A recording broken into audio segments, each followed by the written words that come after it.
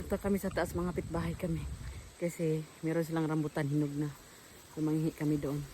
May marang, laki ng puno. Duman kami kanya doon sa may-ari ng rambutan. Nagpaalam kami ng hingi. Ito yung rambutan nila. Yun, hinog na. Daming bunga. Yan. Daming hinog, kid. Dami, Wilhelm. Oh, pulang-pula. May puntahan na kami sa taas. Maya na kami akyat sa rambutan pag uwi. Ang daming napier grass dito. Yan, magkabilaan. Pabor na pabor sa mga may alagang kambing at saka baka.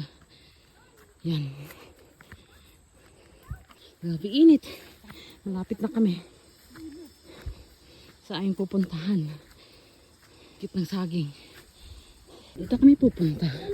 Sa may taas. Opo, wala. Wala ka na. Opo, dyan tayo punta. May nakuha si William na mangustin. Yan. Dami fruits dito. May lansones, mangustin, rambutan, marang.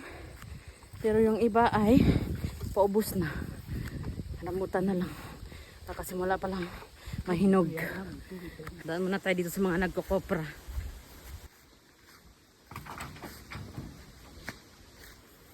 Ito si Geng Geng. Pera na, Geng. Pera na. Wow! Gusto mo apple, Chid?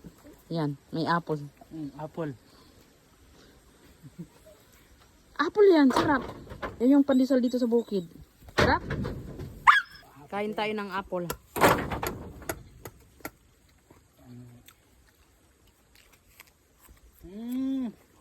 Buwa. Pauwi na kami. Dadaan kami dun sa may puno ng rambutan. Bali, may pinuntahan lang kami sa taas. Saglit. So ngayon pauwi na kami. Nauna na sila William tsaka si Sid. Dun sa may puno ng rambutan. Ano kayang uring prutas ito? Sabi lang may ahli kamatis daw to. Yan, Mama. Pamilya ng kamatis. Yan, Mama, pati. Yan. Yan, no? Dito siya pag hinog. Tapos ang lasa niya ay maasim din. Yan pa. Galing dito sa Malaysia. Punta na kami dun sa may puno ng rambutan. Anong marang? Rambutan kunin natin. Bilis, una.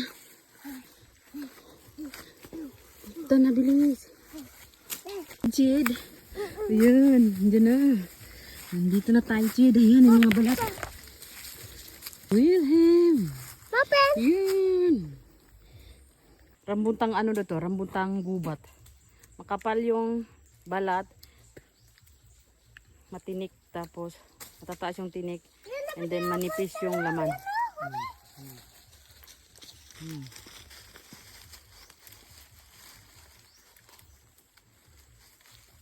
Maasim. Ito yung puno, ang laki. Ang taas. Ang daming bunga sa taas. Kaso lang, maasim. Hindi kagaya ng mga rambutan na yung mga tinanim na rambutan. Yan. Apotan. Ito. Yan pa. Oh, may bigay din sa amin marang. Then si Jed, gusto niya talaga is rambutan. Ang ganda ng pagka, ano niya, Mama. pagka red. Kaso lang, mabuhok siya masyado kumpara dun sa yung isang variety.